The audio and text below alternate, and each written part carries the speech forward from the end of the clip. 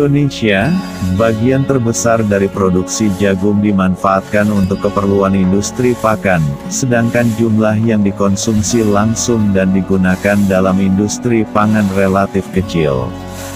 Sebagian kecil lagi jagung ditanam untuk dikonsumsi sebagai sayuran, yaitu jenis jagung manis, tetapi dipanen lebih mudah sehingga tidak dapat diperlakukan sebagai produk biji-bijian.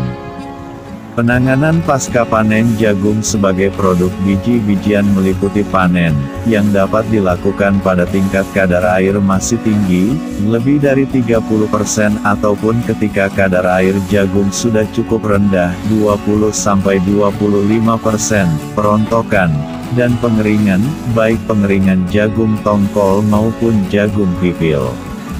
Proses pengolahan jagung di Indonesia dilakukan secara manual maupun secara mekanis. Peralatan mekanis yang digunakan dalam proses pengolahan jagung hampir sama dengan yang digunakan dalam pengolahan gabah, kecuali pada tahap penggilingan yang memang tidak dilakukan pada jagung. Perontok mekanis untuk jagung hampir sama dengan perontok mekanis padi, hanya berbeda dalam konstruksi gigi perontoknya. Bahkan ada perontok mekanis yang dirancang untuk merontokkan padi, jagung, dan kedelai sekaligus. Sedangkan pengering padi tipe bak misalnya, dapat langsung digunakan untuk mengeringkan jagung pipil, hanya pengaturan suhu dan laju aliran udara saja yang mungkin berbeda. Panen biasanya dilakukan dengan cara memetik langsung menggunakan tangan dari tanamannya atau dengan cara menebas batang tanaman menggunakan sabit lalu melepas jagungnya dari batang yang dikumpulkan. Kulit jagung kemudian dikupas dan jagungnya dikeringkan hingga kadar airnya 20–25% basis basah dengan cara penjemuran. Jagung tongkol kemudian dirontokkan menggunakan mesin perontok. Cara lain adalah menggunakan alat perontok manual yang terbuat dari kayu, gosrokan dan pemipil kayu, atau dari besi, pemipil besi berputar, namun kapasitas perontokannya jauh lebih kecil.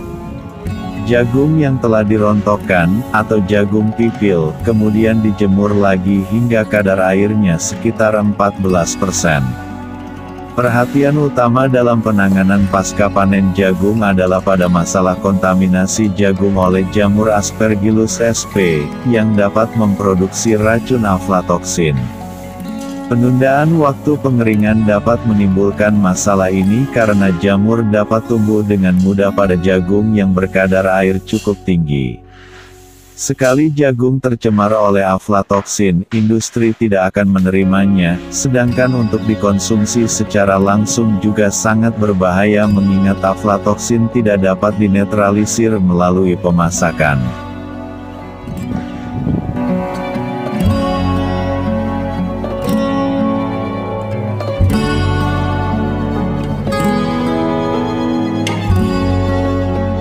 Kontaminasi aflatoksin masih mengancam produk pangan Indonesia. Keamanan pangan masih menjadi persoalan serius di Indonesia. Pasalnya, saat ini masih banyak kejadian luar biasa akibat keracunan pangan. Lebih dari itu, tidak sedikit produk pangan yang dihasilkan juga terancam kontaminasi racun atau toksin yang membahayakan kesehatan dan berakibat kronis bahkan mematikan. Salah satu penyebab makanan menjadi tidak aman adalah tercemarnya bahan pangan dengan toksin yang dihasilkan oleh jamur dan dikenal dengan mikotoksin. Sebagai negara tropis, Indonesia sangat rentan terhadap pencemaran jamur dan toksin pada produk-produk pertanian yang dihasilkan. Salah satu jenis mikotoksin yang cukup membahayakan adalah aflatoksin yang diproduksi Aspergillus flavus. Masih banyak produk pangan khususnya berbasis biji-bijian seperti jagung dan kacang yang tercemar aflatoksin. Namun demikian, cemaran aflatoksin ini belum begitu disadari oleh masyarakat luas. Hal ini dikarenakan efek samping racun tidak terlihat atau timbul secara langsung seperti halnya pada kejadian keracunan makanan. Efek aflatoksin baru akan terlihat dalam jangka panjang. Aflatoksin ini tidak akut dan tidak langsung terlihat seketika, tetapi baru terlihat puluhan tahun ke depan dan bersifat kronis mematikan. Cemaran aflatoksin pada produk makanan yang dijual di pasaran sangat berpotensi merangsang timbulnya kanker. Salah satunya menyebabkan kanker hati. Hal ini sungguh memprihatinkan sehingga perlu dilakukan suatu tindakan yang komprehensif untuk mencegah munculnya cemaran aflatoksin selama pasca panen dan distribusi. Cemaran aflatoksin tidak hanya membahayakan kesehatan saja, tetapi juga mengancam perekonomian. Dengan produk-produk pertanian lokal yang tidak memenuhi persyaratan akibat kontaminasi aflatoksin menjadikan sulit untuk menembus pasar global. Kontaminasi aflatoksin dapat menurunkan daya saing produk-produk pertanian lokal. Masih terdapat jagung yang tidak memenuhi persyaratan bahan dasar untuk masuk ke industri besar. Selain memiliki mutu yang rendah juga tercemar aflatoksin. Akibatnya, kebanyakan bahan tersebut hanya masuk skala UMKM untuk diolah menjadi berbagai produk makanan seperti bumbu pecel, kacang atom, enting-enting gepung, dan emping jagung. Beberapa produk panganan ini tercemar aflatoksin melebihi batas persyaratan maksimum. Jagung, kacang tanah, maupun ikan asin merupakan bahan pangan konsumsi nasional penting yang produksinya melibatkan kurang lebih 40 juta petani dan 2,2 juta nelayan.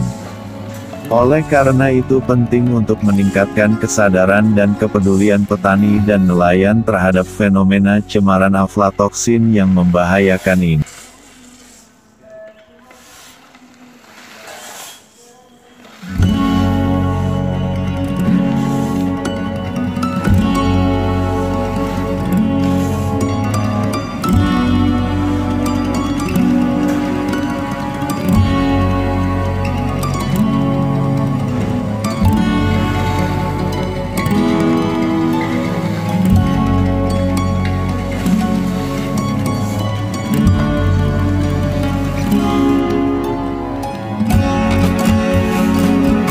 Jagung yang akan dijual harus memenuhi standar kualitas yang sudah ditetapkan perusahaan. Ketatnya penerimaan jagung karena industri akan membuat pakan untuk ternak ayam, sementara para pengusaha ayam sangat ketat dalam memilih pakan yang akan diberikan kepada ayamnya.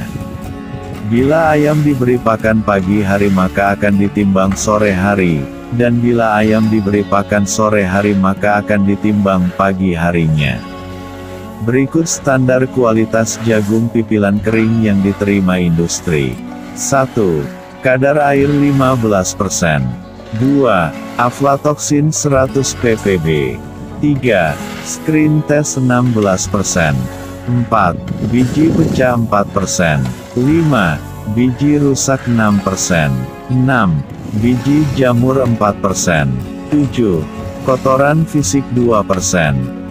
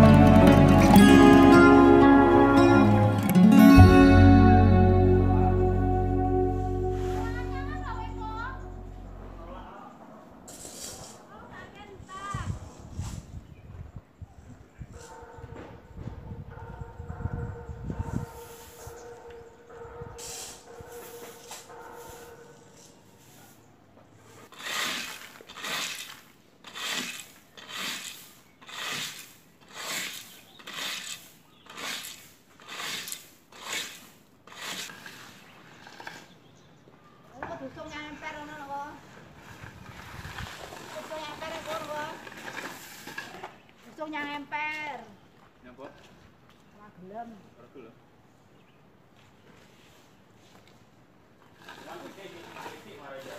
Heh? Lah yo kok emper ngono. Akeh. Nyapa rasa bulan kon kok ngono. Lah iya dikok kok ben ikut kok. Ora sampe contoh kon kok ngono. Ora duwe contoh ora harus dari orangnya. Kurang